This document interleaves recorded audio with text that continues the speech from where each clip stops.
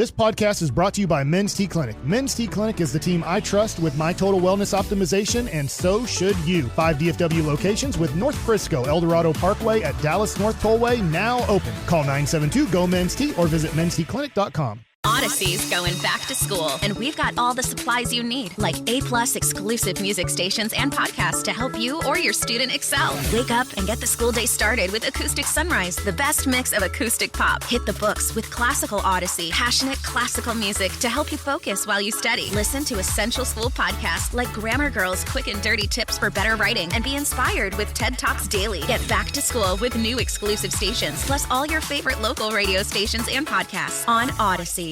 The Carolina Panthers are 3-0, but they're probably not going to have Christian McCaffrey for their next game against us. The Dallas Cowboys. Panthers beat the Armpit last night 24-9. They lose Christian McCaffrey to a hamstring. They're definitely not going to have J.C. Horn. Broken bones in his foot. What a big, no pun intended, break for the Cowboys. No McCaffrey and no Horn. But Carolina, undefeated. I think they're the most surprising team in the entire league. Denver can be up there. The Raiders can be up there as well. And I'm talking about for better or worse. Yeah.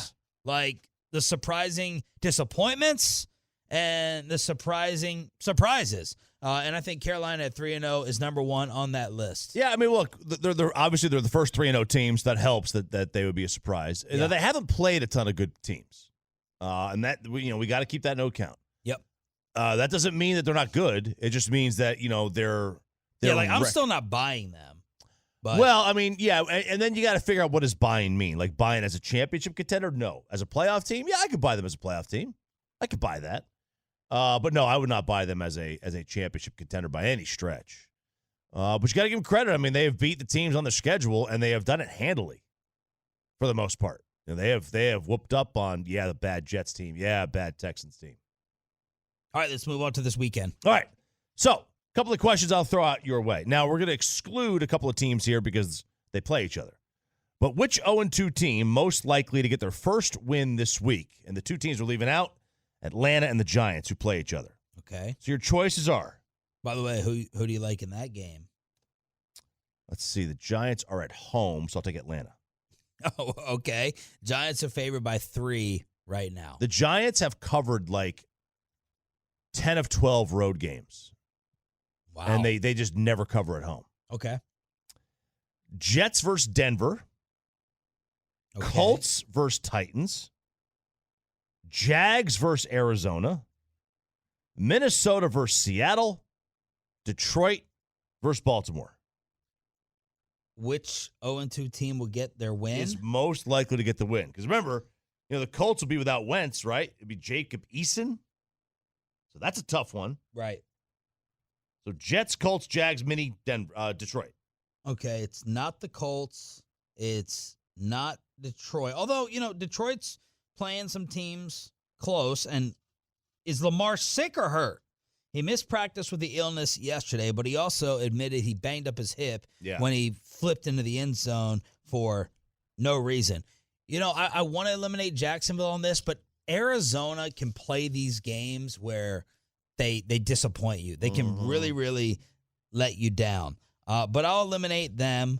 And then you have the Jets versus Denver. Now, I was a forced buyer into the Broncos with our 5 in, 5 out.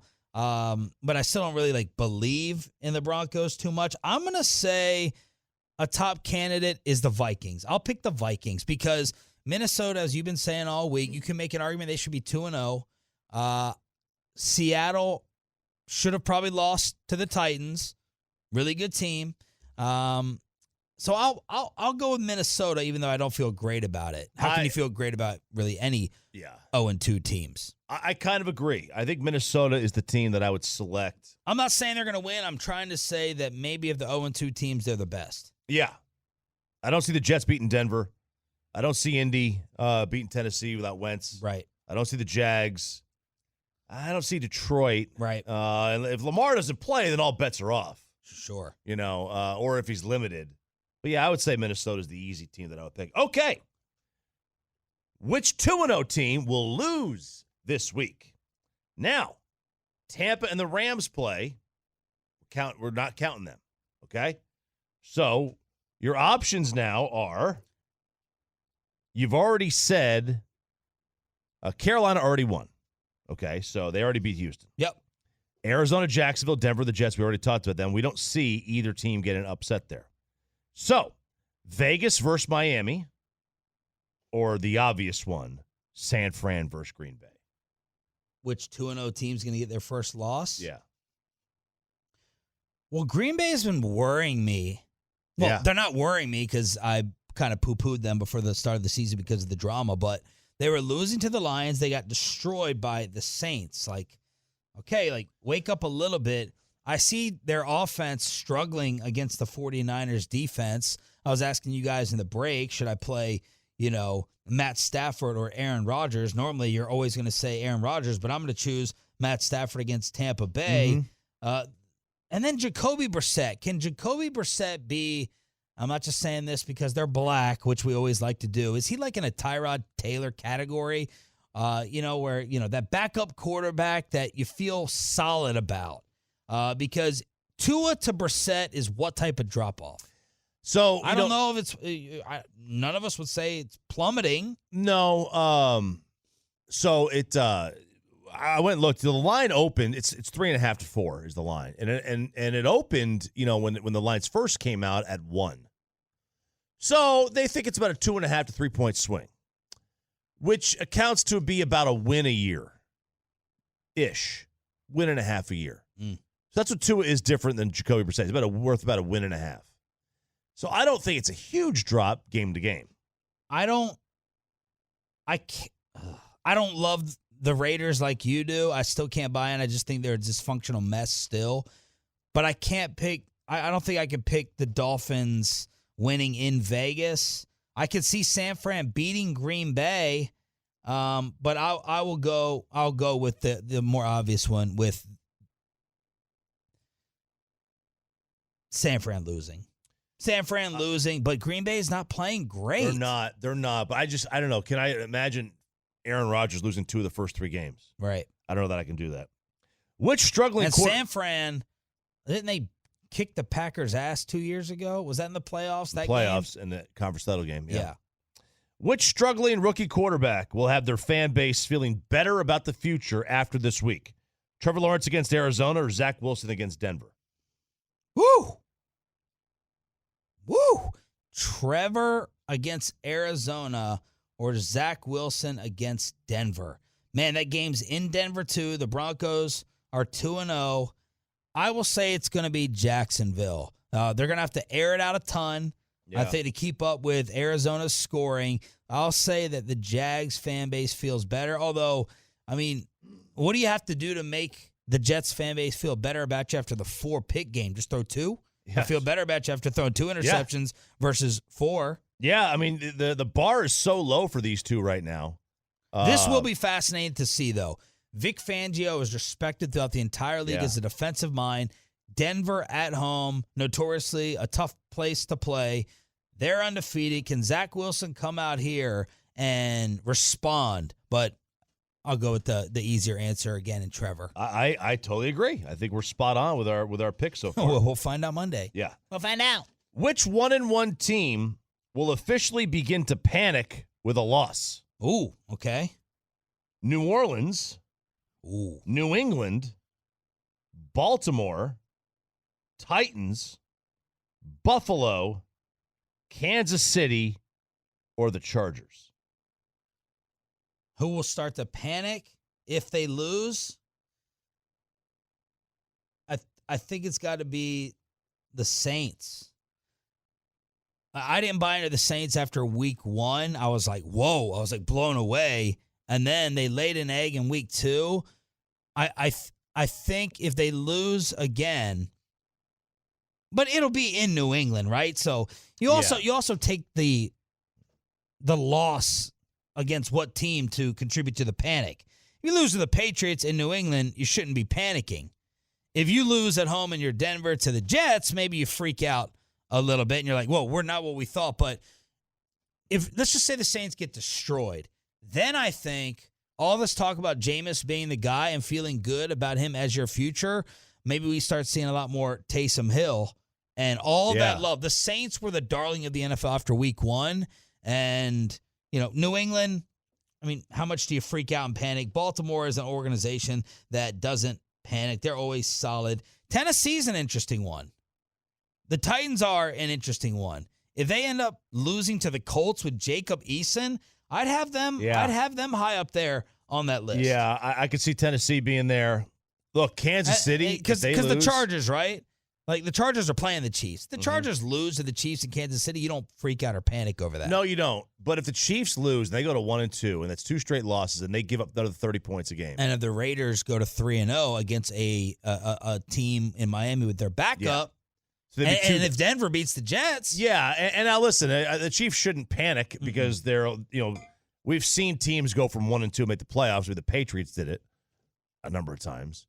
Because they never started off hot. But, I mean, I think this week there will be a lot of questions around Kansas City. I could see Buffalo, if they lose, being a team that starts to panic a little bit. Because there is, what is Buffalo? Yeah, and they're hosting Washington. They already lost to the Steelers at home to open up their season, and Washington's coming in with Heineke. Yeah. So, you're going to go with New Orleans? Yes. I can see, I can see New Orleans being the team that panics. I'll go with Kansas City, though. Okay. I'll go with Kansas City. I mean, the reason I wouldn't say Kansas City is because I believe Denver and the Raiders are coming back to the pack. They're not going to keep this up. I don't believe in either one. And I think although Carr has been playing great, I got to give him more credit than I usually do. Now, the thing with Kansas City not panicking, I'm just saying this week would be a miserable week for them in talk radio. Okay. Miserable. What is Josh Allen? In 2018, he was 30th in completion percentage over expectation and EPA. In 2019, he was 21st. In 2020, he was 3rd. Well, now he's back to bottom 3rd through 2 weeks.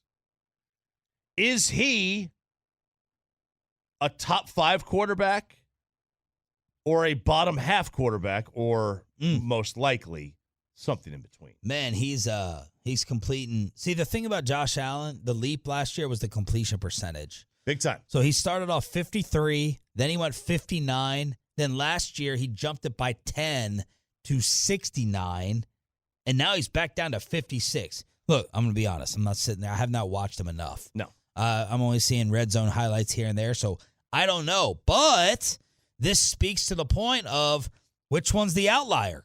Did Carson Wentz have his outlier year when he almost won the MVP? Right now, that's what history is telling us. That was the fluke.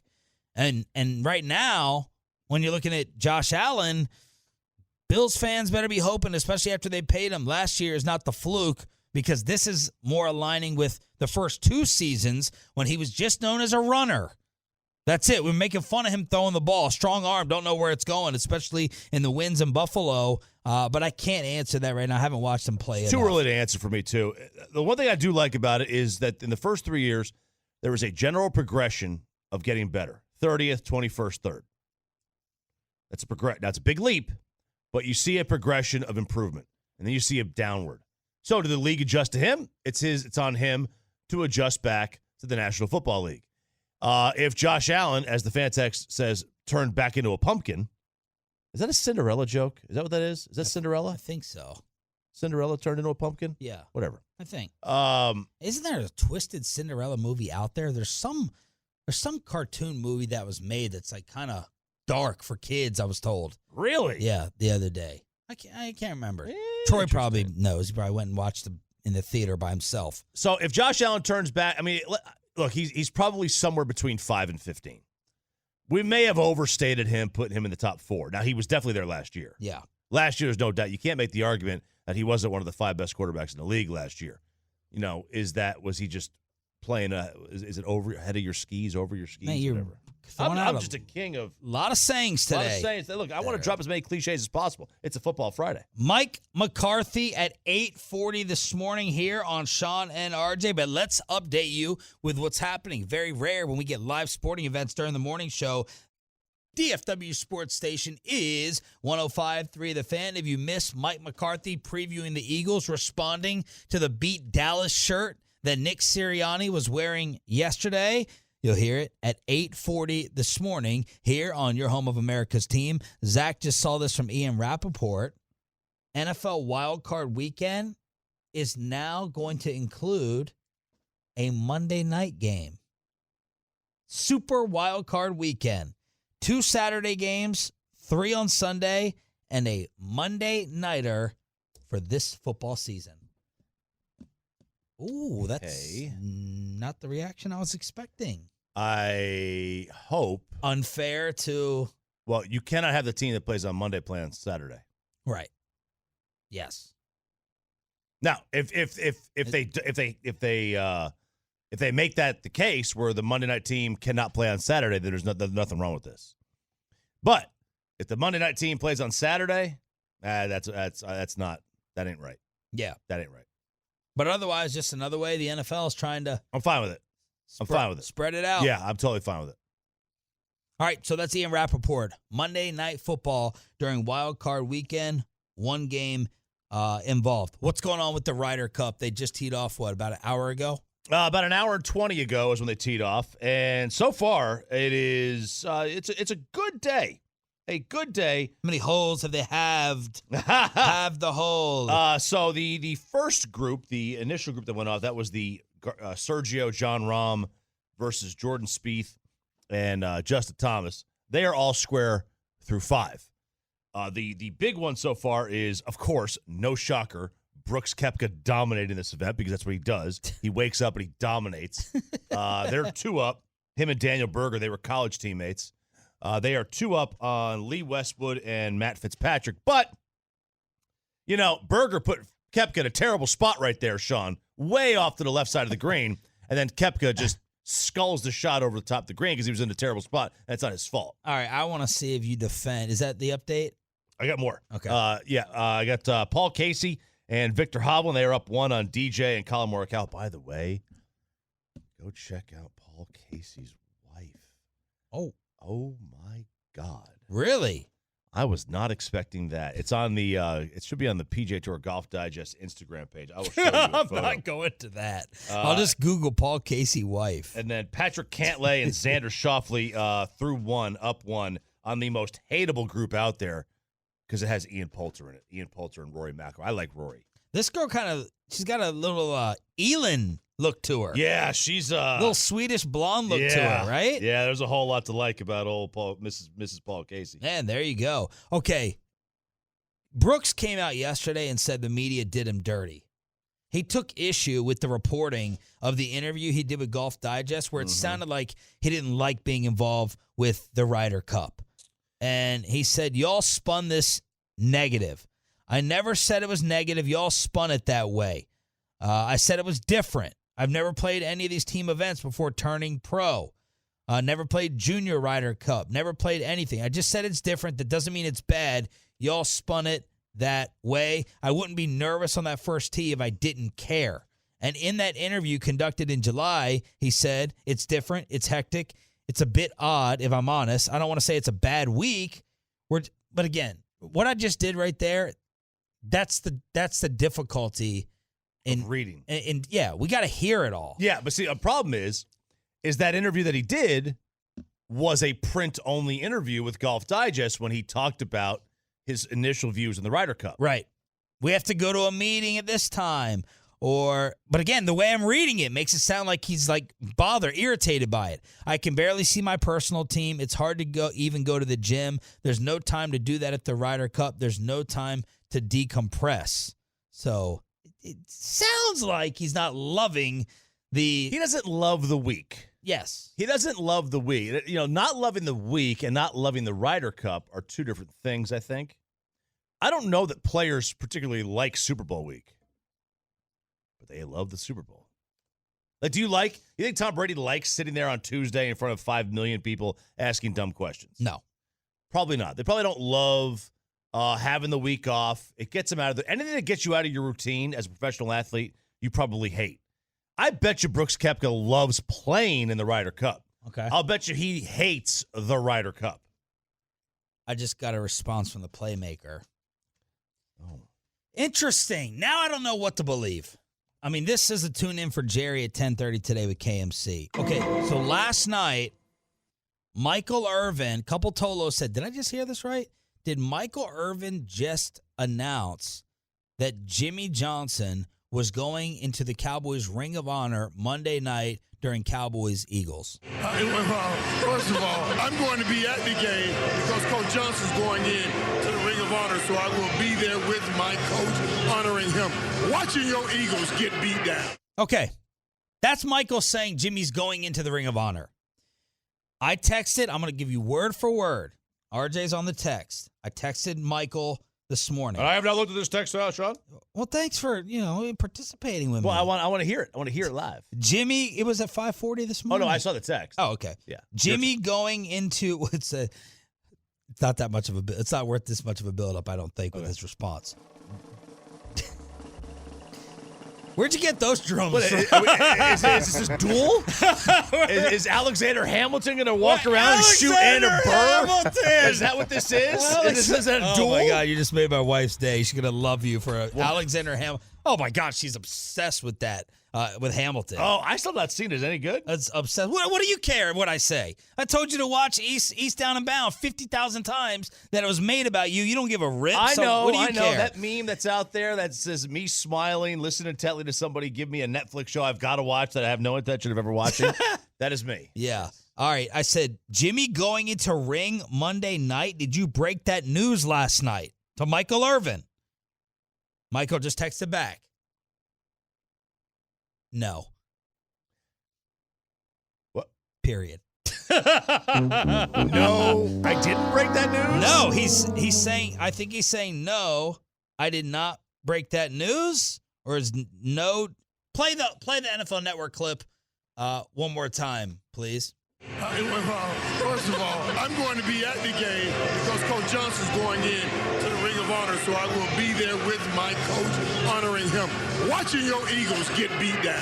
He just followed up. Oh, no. Perfect. This is why I love this guy. He just followed up to solve the mystery. Okay. I meant he will be getting his Hall of Fame. I knew it. I can decipher that man. I meant he will be getting his Hall of Fame ring with the laugh emoji. So Jimmy Johnson, at least according to all this, not going into the Ring of Honor Monday night. The playmaker, you decipher it.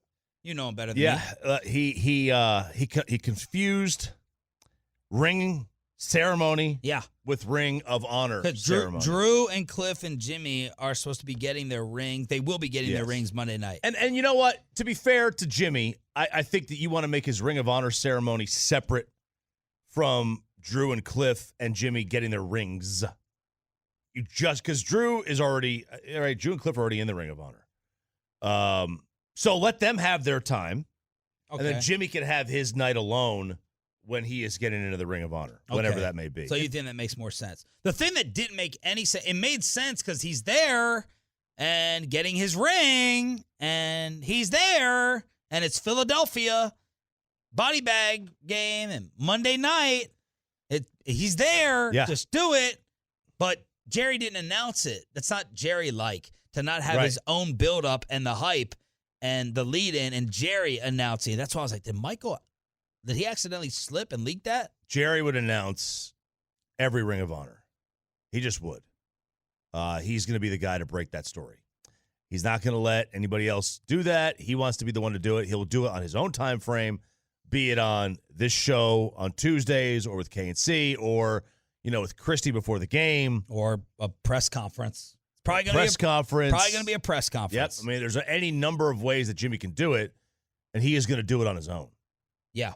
All right, so thank you, Michael, for clarifying. He meant Jimmy's just getting his Hall of Fame ring, and Michael is going to the game for that. Mike McCarthy is coming up at 8:40 this morning. Bob Voulgaris is finally gone. Vegas Bob, the analytic gambler that Mark Cuban wanted to bring in to help the Mavericks. Apparently, Luka could not stand him. Many people in the organization apparently didn't love him. There was confusion from other teams. Is Voulgaris the GM? Is it Donnie? Is Voulgaris handing Rick Carlisle lineup cards? Yesterday, apparently, was the expiration of his contract, and they have parted ways. Bob took to Twitter and said, I asked to be let out of the contract earlier. They said no. Finally expired. Thanks for all the good times. So there we are with that. And Tim McMahon and Brian Windhorst also reported that after last year's playoffs, KP wanted out. At the end of last year, Porzingis wanted to be traded.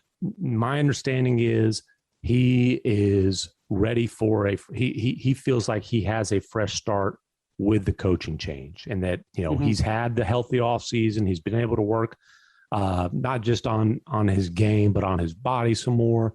That he's kind of coming back with a refreshed feel. But no, at the end of last year, he wasn't going to come out and ask for a trade. He's smart enough to understand the optics of that, and that he's already done that once. Exactly. But by the end of last year, when he stood in the corner and checked the win for an entire playoff series, he was hoping that he would be traded.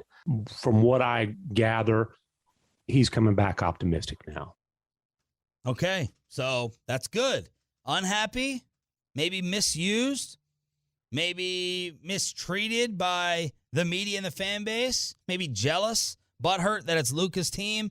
But I think Jason Kidd and the new regime giving KP new hope. Maybe, give him a little bit of hope, give him some an opportunity to play to his level. Problem is, first of all, he's not as healthy as he used to be as a Knick. He'll never be. But isn't he as good as he was with the Knicks? Like, from a point standpoint, for the most part? From his career average, at least. I mean, his highest career point total from a single season was with the Knicks. But when you factor in all the years he had there, he's averaging more points as a member of the Mavericks than he was as a Knick. The difference is it's a far different Porzingis. The guy I saw in the summer league in Vegas does not exist. That dude I swear to God, he jumped over the backboard. Yeah, that dude was what? Athletic freak at 19 years old. I'm Erin Ryan, political commentator, comedy writer, and host of Crooked Media's Hysteria. And I'm co-host Alyssa Mastromonaco, former White House Deputy Chief of Staff for President Obama. Each week on Hysteria, we are joined by a team of hilariously opinionated ladies to discuss the headlines from the serious to the absurd. We cover everything from reproductive rights to rom-coms and break down the political news of the week and cultural stories that affect women's lives. New episodes of Hysteria drop every Thursday. Listen on Odyssey, Apple Podcasts, or wherever you get your podcasts. Odyssey's going back to school, and we've got all the supplies you need, like A+ exclusive music stations and podcasts to help you or your student excel. Wake up and get the school day started with Acoustic Sunrise, the best mix of acoustic pop. Hit the books with Classical Odyssey, passionate classical music to help you focus while you study. Listen to essential school podcasts like Grammar Girl's Quick and Dirty Tips for Better Writing, and be inspired with TED Talks Daily. Get back to school with new exclusive stations, plus all your favorite local radio stations and podcasts on Odyssey. You want to know what wagertainment is? It's the picks, the analysis, the information, mixed with the laughter and the entertainment, smart sports betting content that'll put a smile on your face. The BetQL Network, streaming live each day and helping you bet smarter. If you're a sports fan, you know why you should listen. It's sports betting content without the BS. No hot takes, no nonsense. The BetQL Network, streaming live right now on Odyssey. Sports, bets, and entertainment.